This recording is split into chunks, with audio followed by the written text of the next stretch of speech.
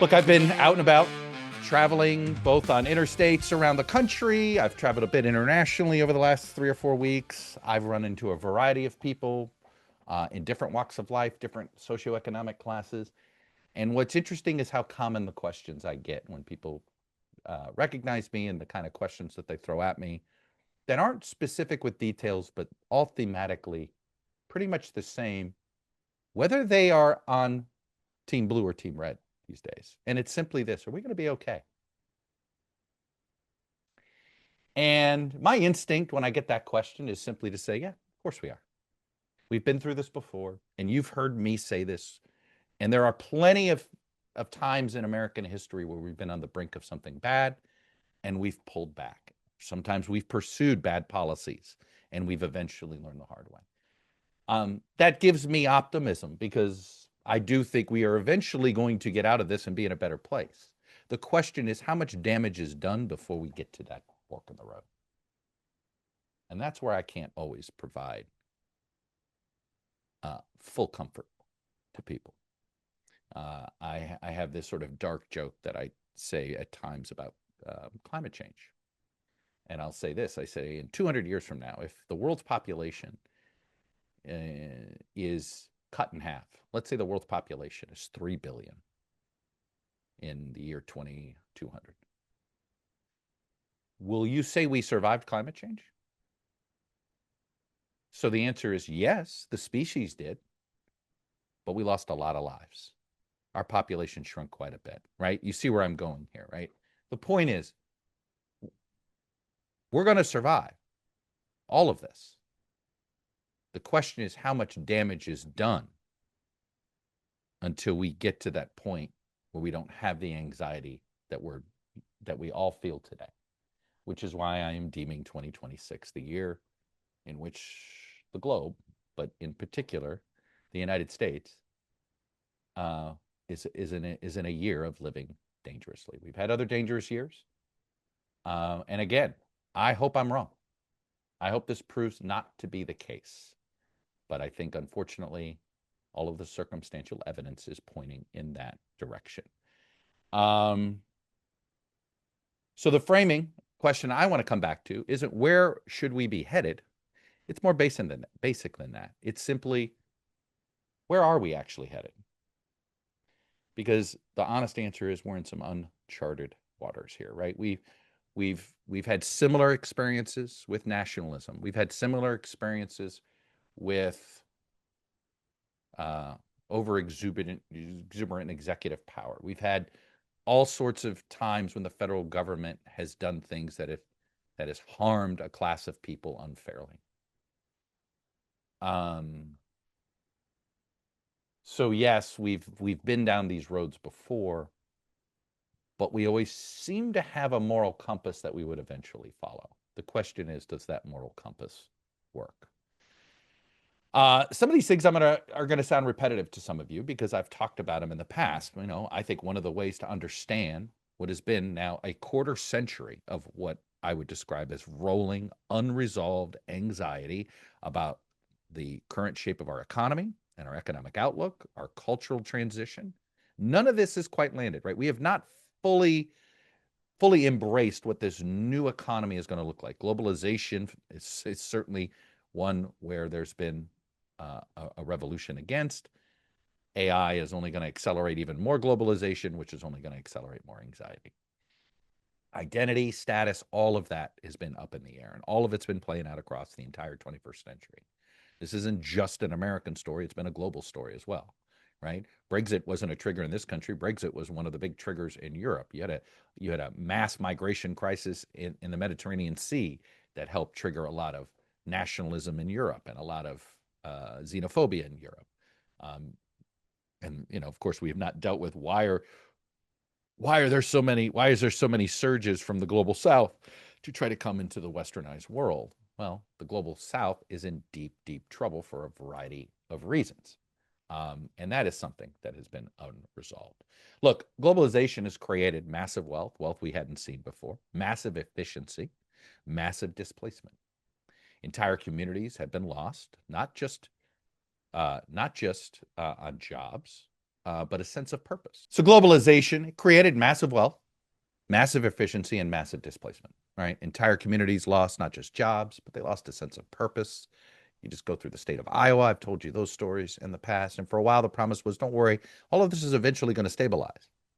The next generation will be fine. The system will catch up. This is what happened, right? In the early 20th century, the system caught up, and we had this thriving middle-class economy by the 1950s. That hadn't happened yet. Doesn't mean it still won't.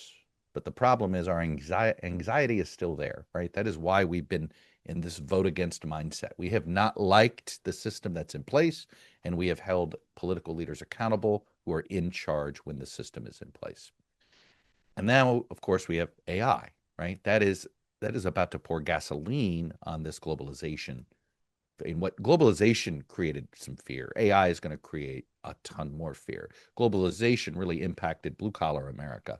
AI is going to impact all of America, from blue collar jobs, pink collar jobs, white collar jobs, you name it. And that unease is only going to add more to this anxiety that is out there. So the fear is compounding, and it's not replacing old anxiety. It's essentially stacks on top of it. And then when you combine economic fear with cultural displacement, right?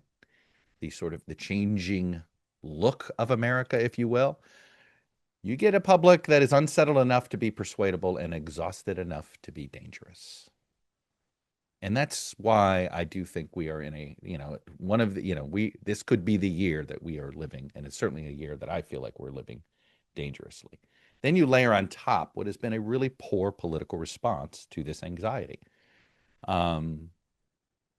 Politicians have tried to respond to this anxiety, and we've seen policy making that I would argue, in my view, hasn't resolved the problem, and in some cases has made the anxiety and the uncertainty worse. Not everyone may agree with me on that, but it's hard to argue with the results. Just look at we could just take the issue of tariffs, right?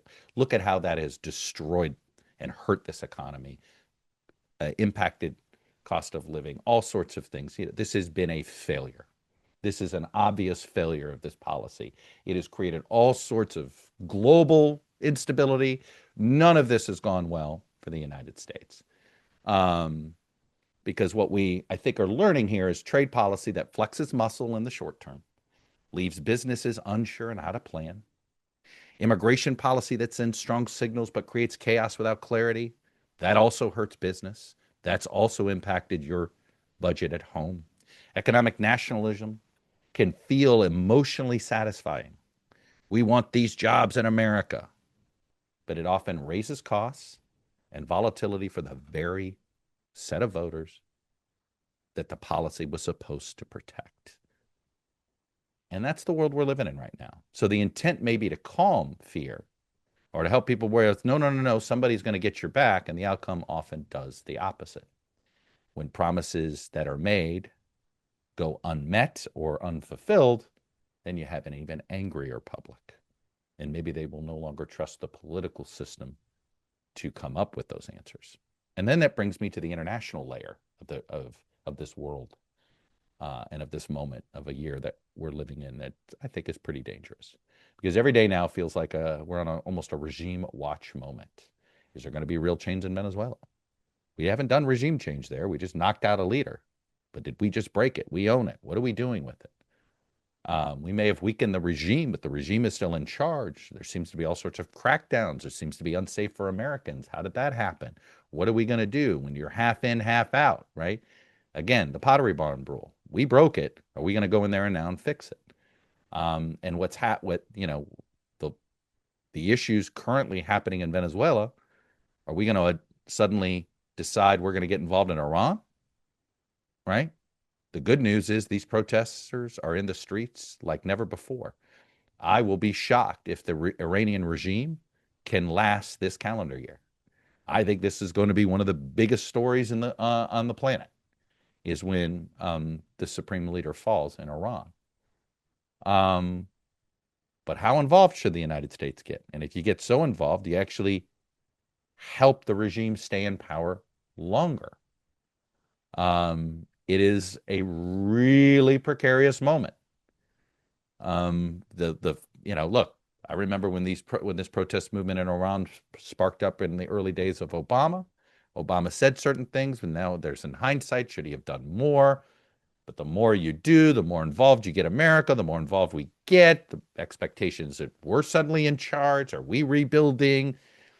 It is one of those that the more a global superpower tries to play the game of risk, tries to sit here and manipulate situations, the more it usually doesn't work. And I think, given already what we've seen as an unsteady and uneven, we had no, okay, you're going to get involved in Venezuela. What are you doing the next day? We had no plan.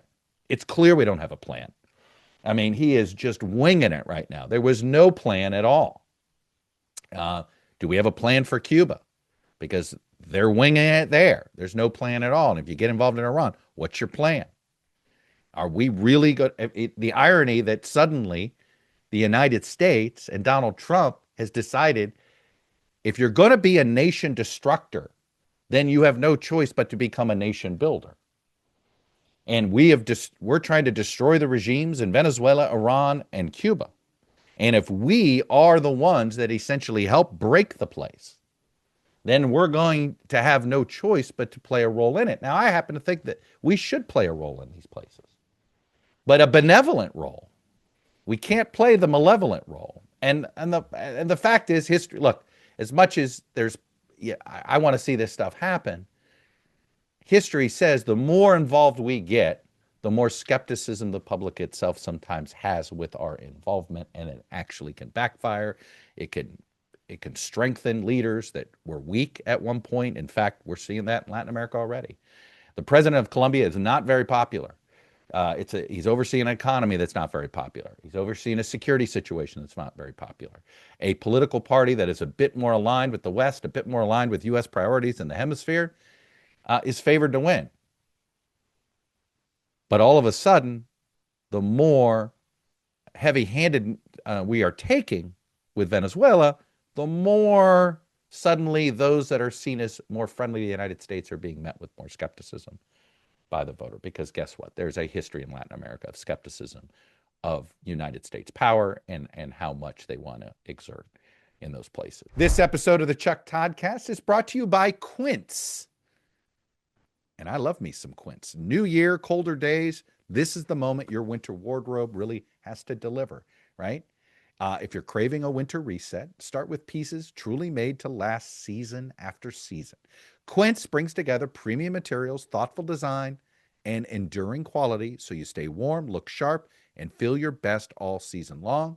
Quince has everything you need. Men's Mongolian cashmere sweaters.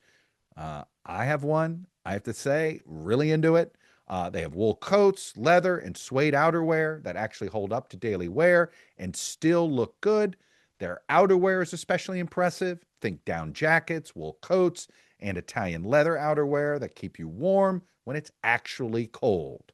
Each piece made from premium materials, Quince delivers the same quality as luxury brands at a fraction of the price. The result is classic styles you'll love that hold up year after year. Like I said, you know me, I love me my quarter zips. Thank you to the Mannings for making quarter zips cool for us middle-aged men. Well, let me tell you, Quince has quite a few of them. They're great. They're both light and warm.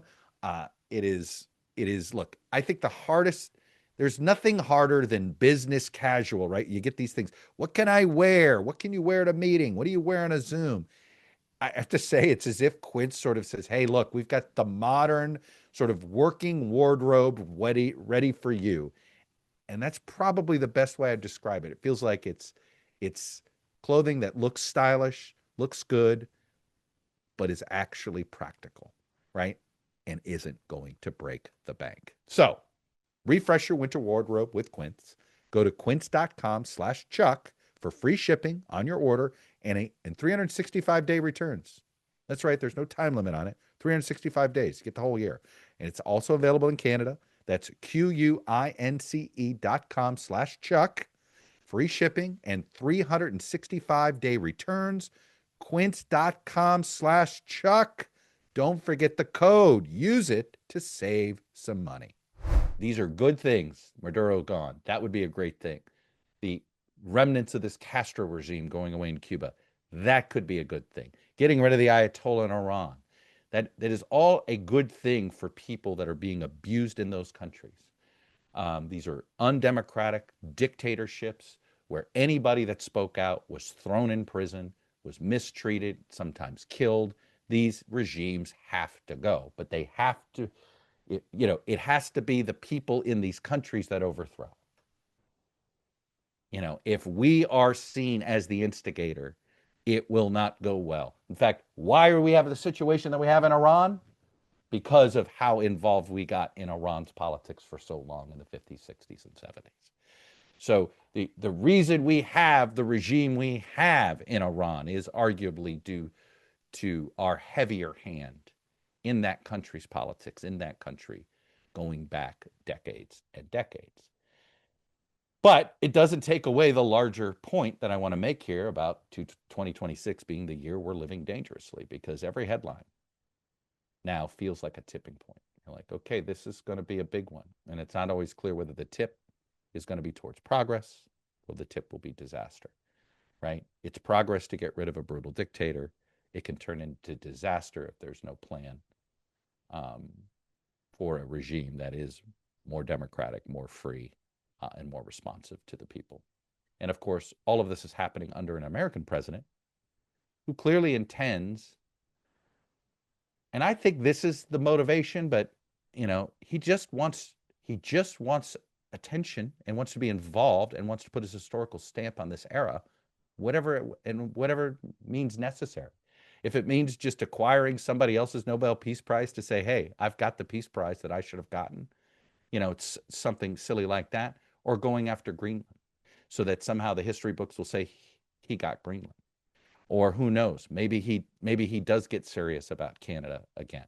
I know Canadians are very nervous about this, right? The suddenly embracing of the sphere of influence, the fact that you have people like J.D. Vance trying to redefine America first as hemisphere first, that will suddenly rationalize taking the resources of another country, the oil in Venezuela, for instance. So that only adds to the anxiety. It only adds to the uncertainty, and it only, I think, makes us all a bit less safe. We are less safe today than when Donald Trump wasn't president. The world is less safe. The world was safer before he took office. Maybe the world wasn't just in a lot of places.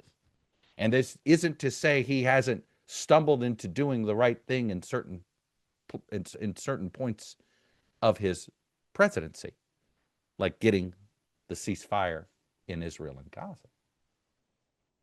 But his actions have put America more in harm's way, not less.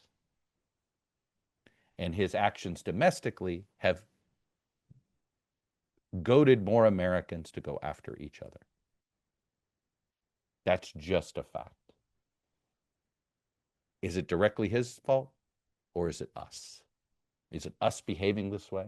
We don't have to take our cues from him, but he is certain creating an environment that he hopes this is what happens.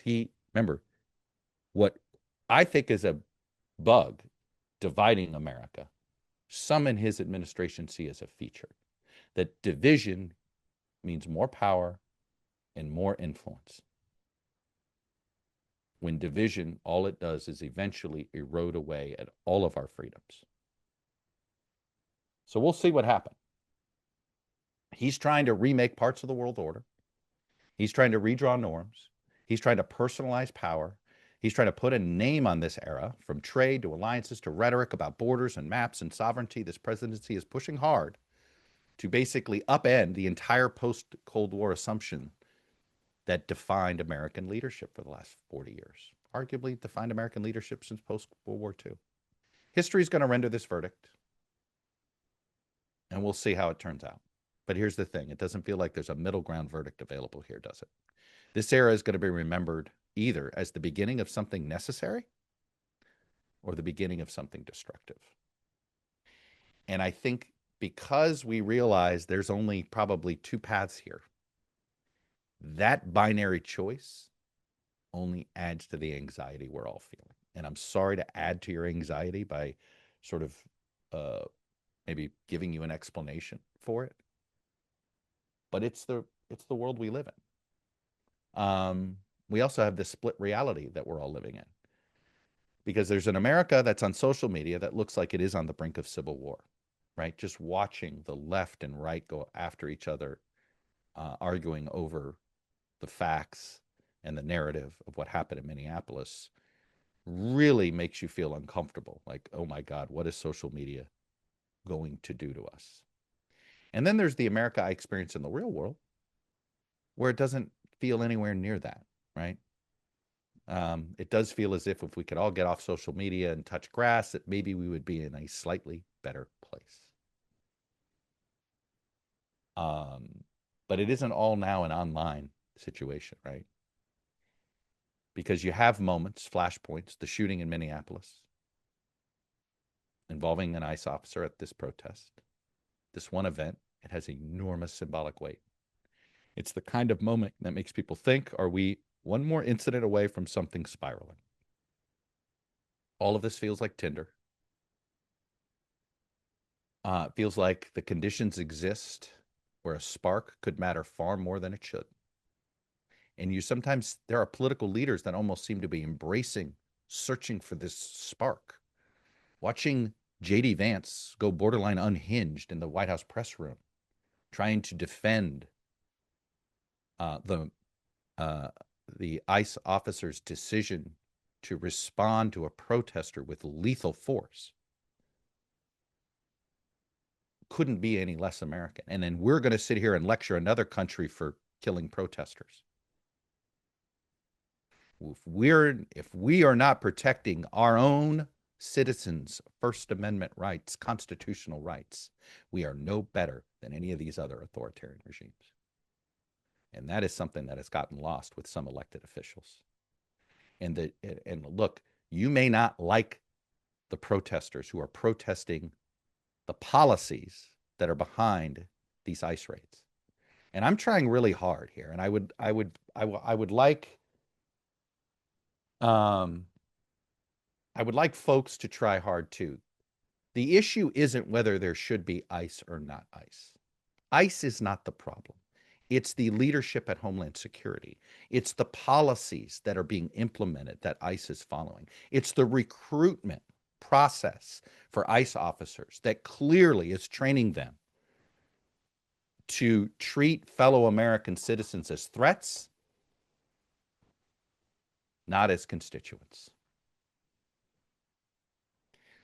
But I do think you should separate out ICE isn't the problem. It's the leadership of ICE that's the problem. We should have Border Patrol, and we should be keeping track of who comes into our country and who isn't, who shouldn't be in our country. But how we enforce the law sends a message of who we are as a country, who we are as a people. Are we a democracy? And the way these ICE officers, at least are behaving, it is clear they have poor training. Because again, why did they immediately go to shoot to kill? And I understand that you don't ever draw your weapon if you're not going to shoot to kill. There's this mindset, right? Which is a bit of a military mindset that shouldn't always be used for suburban neighborhoods. But there's not a lot of evidence. And again, he feared for his life.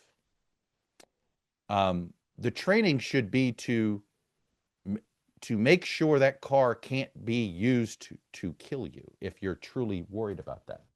But I don't think there's any evidence that anybody shot at the tires to disable the vehicle without having to kill more people. In fact, doing what this officer did actually put more people's lives in danger by shooting the driver. Her weight falls onto the gas pedal and then puts more people's lives in danger. So this is a situation where you're supposed to be a de-escalator if you're in federal law enforcement, any law enforcement. You're supposed to be a de-escalator. But instead, this person chose to escalate. And of course, the recording that even DHS didn't hide, where an officer is heard calling the deceased woman an effing bitch, you now know the mindset that is in these officers. So again, this, I understand the anger that's out there on with some that says abolish ICE. And I think some of you might argue it's the whole institution's been poisoned. Look, it is the leadership and the training. If we get rid of it, we're going to bring something similar in its place. And if you're not advocating for that, you're going to end up losing the larger argument on that too. I'm just making an obvious political point here, whether you may not like that point, but it's, I think it plays out as pretty factually correct. Now, here's the thing. We've been here before, kind of, sort of, right? After the fall of the Berlin Wall through much of the 90s, the global order felt like it was shifting constantly. Old assumptions collapsed, new systems emerged. There was a time we thought Russia was going to be one of our closest allies. There was real optimism. There was a lot of confusion as well. But here's another uncomfortable truth, and it's perhaps why we're in the situation we're in now. We didn't get that transition right. And I think now the longer we go, the longer the Ukraine war goes, the longer our instability grows, the longer we have questions about globalization. I think the fair that the critique is that we didn't get this right. Because if we had, we probably wouldn't be living with this much unresolved anger and instability at the moment. Some of the assumptions we made about globalization, democracy, institutions, inevitability, they didn't hold. So look, history never offers clean handoffs. It offers messy middle chapters. And it's very possible that what we thought was an ending in the 90s was actually a beginning that we totally misunderstood. Which brings me to the voters, because the voters are going to have their say during this year of living dangerously. Because right now it feels like we're on a collective roller coaster. And you know that feeling when you're on a roller coaster for too long, especially one you didn't choose? You just want it to stop. You just want to get off the ride, because when you're on it, you don't feel in control of anything. So we've been living through this vote against politics roller coaster for almost 2 decades now. Elections that have been driven more by disgust than belief, more about stopping something than building something. And I think we're about to have another one yet again in 2026. But here's the deeper question beneath the surface. And this is what I'm going to, in a year of living dangerously, hopefully we can find some leaders who have a vision of getting us through this. And hopefully we'll find a leader or two that can offer voters a version of change that doesn't feel like chaos. Donald Trump was a change agent, but he's been a chaotic change agent, and he's made more things worse than better. But he did shine a light on a lot of things that were broken, that need fixing, that should have been addressed years ago. And, he may be nothing but a complainer, but it doesn't mean he's not right about some of these things to complain about. But voters, we are fickle, because we want two things at the same time that are very difficult to bring: stability and change. Politicians are never good about delivering both simultaneously. It's very difficult. You're either a change agent or you're a stabilizing force.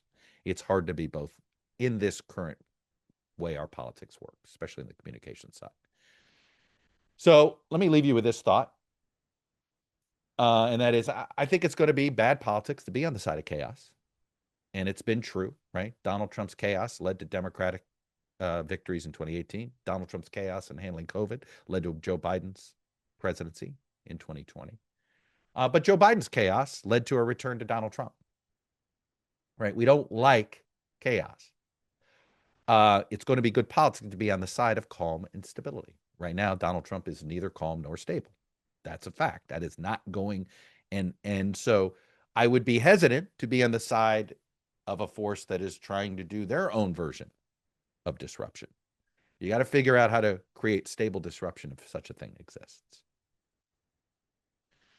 That said, calm doesn't mean stasis.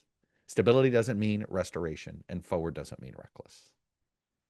So we'll see if there is anybody out there, either political party, that actually can articulate a vision that says, yes, the system needs to be changed. No, chaos isn't a strength. No, we're not going backwards. And yes, here's what forward actually looks like.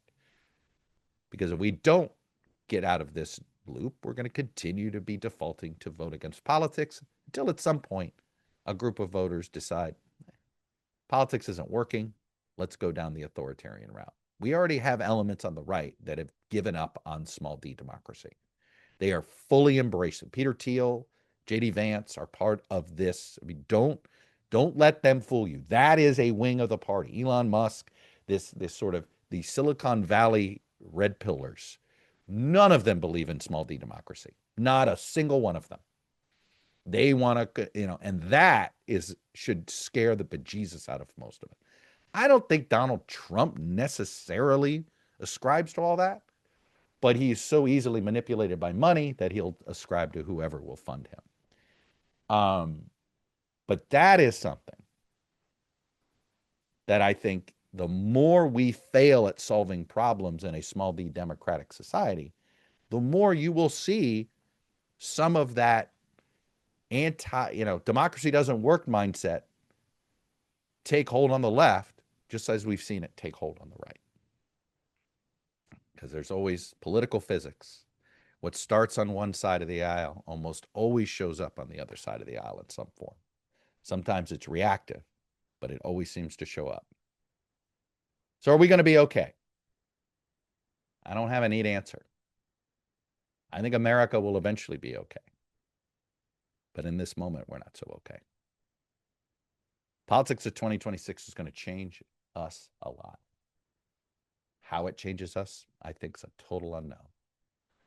We are living in a year, we are going to live a year of living dangerously. Due to our domestic politics, due to the global uncertainty, due to this great power competition, a spark of some sort of violent military clash, the sparks are everywhere.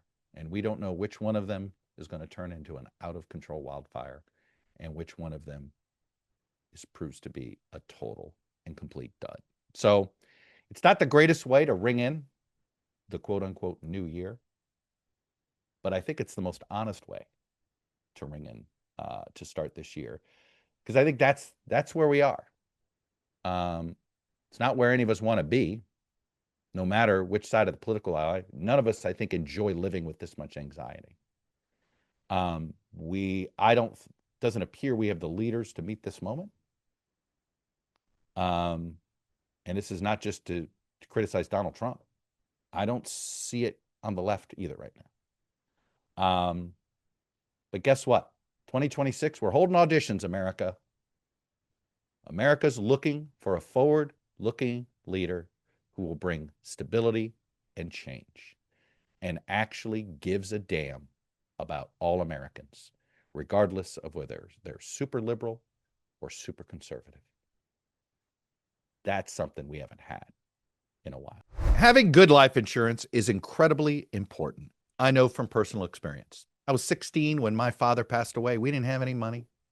He didn't leave us in the best shape. My mother, single mother now, widow, myself, 16, trying to figure out how am I going to pay for college. And lo and behold, my dad had one life insurance policy that we found. It wasn't a lot, but it was important at the time. And it's why I was able to go to college. Little did he know how important that would be in that moment. Well, guess what? That's why I am here to tell you about Ethos Life. They can provide you with peace of mind knowing your family is protected, even if the worst comes to pass. Ethos is an online platform that makes getting life insurance fast and easy, all designed to protect your family's future in minutes, not months. There's no complicated process, and it's 100% online. There's no medical exam required. You just answer a few health questions online. You can get a quote in as little as 10 minutes, and you can get same-day coverage without ever leaving your home. You can get up to $3 million in coverage, and some policies start as low as $2 a day. That would be billed monthly. As of March 2025, Business Insider named Ethos the #1 no medical exam instant life insurance provider. So protect your family with life insurance from Ethos. Get your free quote at ethos.com/Chuck. So again, that's ethos.com/Chuck. Application times may vary, and the rates themselves may vary as well. But trust me, life insurance is something you should really think about, especially if you've got a growing family.